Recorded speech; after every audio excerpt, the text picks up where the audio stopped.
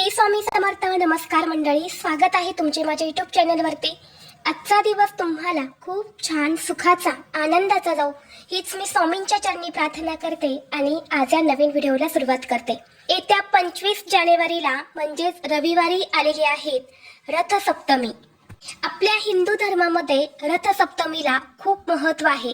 हा दिवस सूर्यदेवाला समर्पित आहे. या दिवशी व्रत करून सूर्यदेवाची पूजा केली जाते. ही पूजा केल्याने पापांपासून मुक्ती मिळते आणि सुख, समृद्धी, सौभाग्य प्राप्त होते.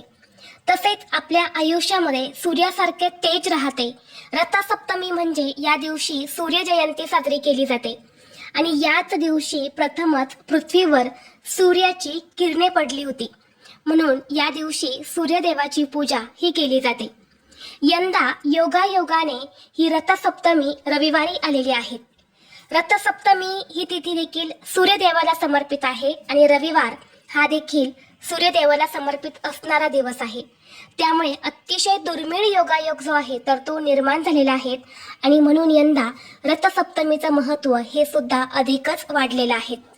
अशा या रथसप्तमीचा प्रारंभ 24 जानेवारीला रात्री 12:39 सुरू होणार आहे आणि समाप्ती 25 जानेवारीला रात्री 11:10 होणार आहे.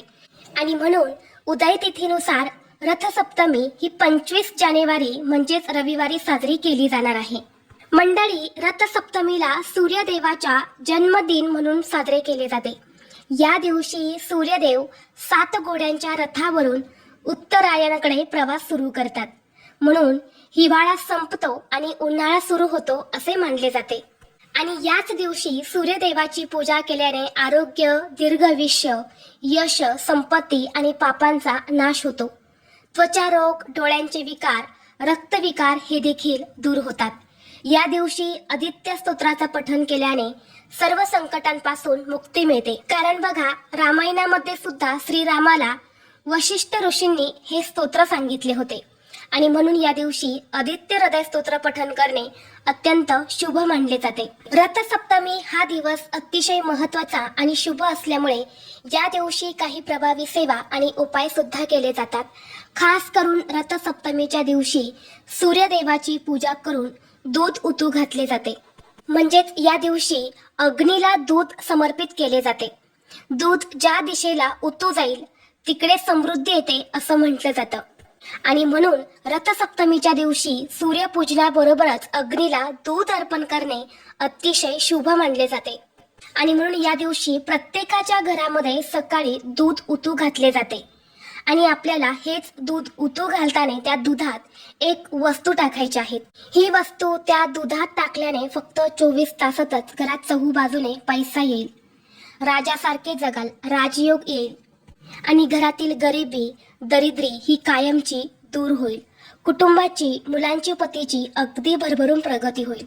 तर अशी कोणती वस्तू आहेत जी तुम्हाला दूध उतू घालताना दुधात टाकायची आहेत याबद्दलची संपूर्ण माहिती या व्हिडिओमध्ये मी तुमच्यासोबत शेअर करणार आहे.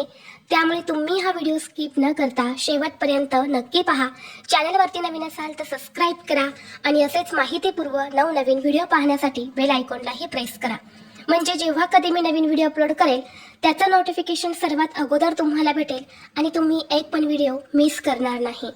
तर पहा, रथसप्तमी हा दिवस आपल्या आयुष्यातला खूप महत्त्वाचा आणि मोठा दिवस असतो. या दिवशी आपण काही उपाय किंवा सेवा केल्या तर त्या उपायांचं, त्या सेवेचं आपल्याला अधिक पटीने फळ प्राप्त होते. या दिवशी आपण काही प्रभावी उपाय जर केले तर सूर्यदेव हे आपल्यावरती प्रसन्न होतात आणि आपल्या आयुष्यातील अनेक दुःख, संकट, अडचणी हे दूर होतात.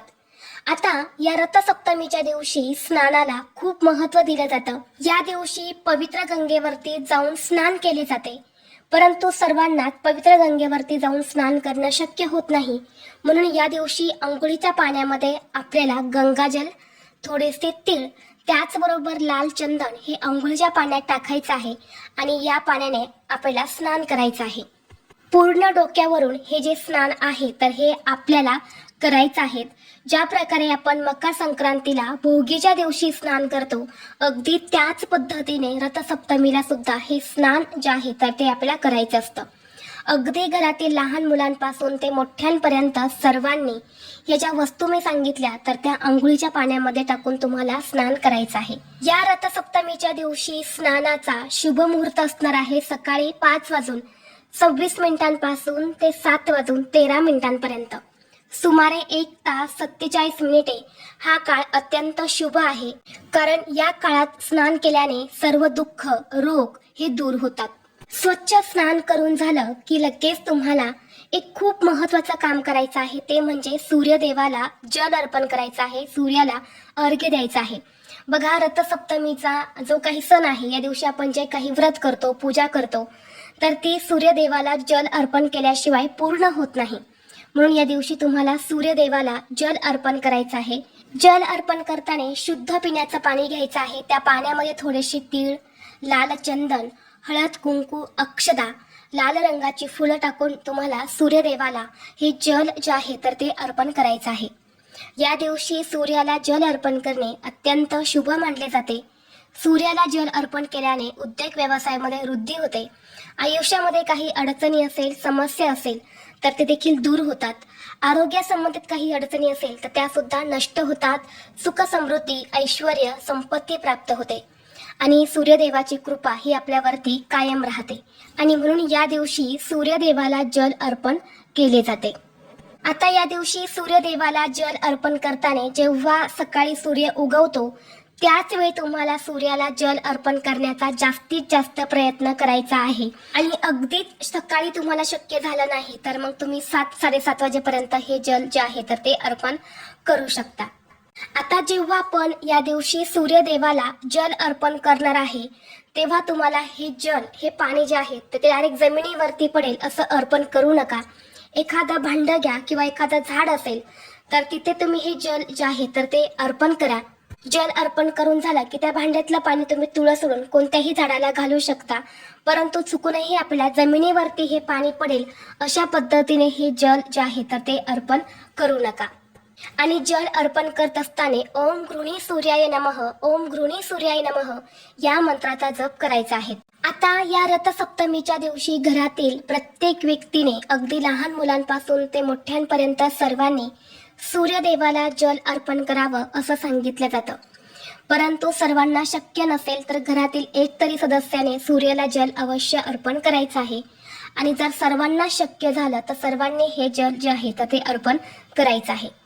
आता या दिवशी बघा, घरामध्ये दूध उतू घालण्याची परंपरा आहे. इतर वेळी दूध उतू गेलं तर ते अशुभ मानलं जातं, परंतु रथसप्तमीला दूध स्वतःहून उतू घातलं जातं. असं म्हणतात की ज्या दिशेने या दिवशी दूध उतू जातं त्या दिशेने आपल्या घराची, आपली प्रगती होत असते.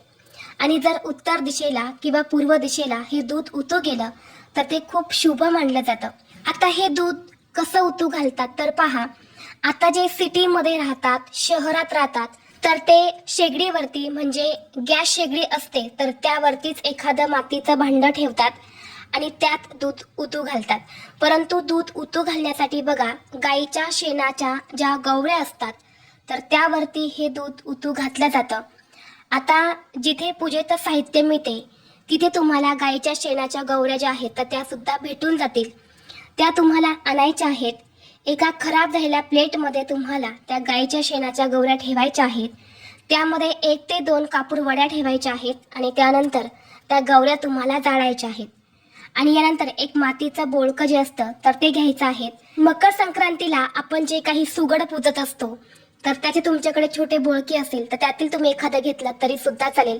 आता यामध्ये काय करायचं, सर्वप्रथम थोडीशी हळद घ्यायची, हळदीमध्ये पाणी टाकायचं आणि ती हळद जी आहे तर ती तुम्हाला मिक्स करून त्या बोळक्याला लावायची आहे, जेणेकरून ते पूर्ण काळं दिसणार नाही. यानंतर काय करायचं आहे, त्यामध्ये गाईचं कच्चं दूध तुम्हाला भरायचं आहे. आता या दिवशी बरेच जण काय करतात, आदल्या दिवशीच आपल्या घरामध्ये दूध आणून ठेवत असतात. ते तापवलेलं असतं, गरम असतं आणि दुसऱ्या दिवशी तेच दूध पुन्हा त्या मातीच्या बोळक्यामध्ये भरतात आणि उतू घालतात. परंतु ही चूक तुम्हाला अजिबात करायची नाही. दूध उतू घालताना ते कच्चं दूधच उतू घातलं जातं.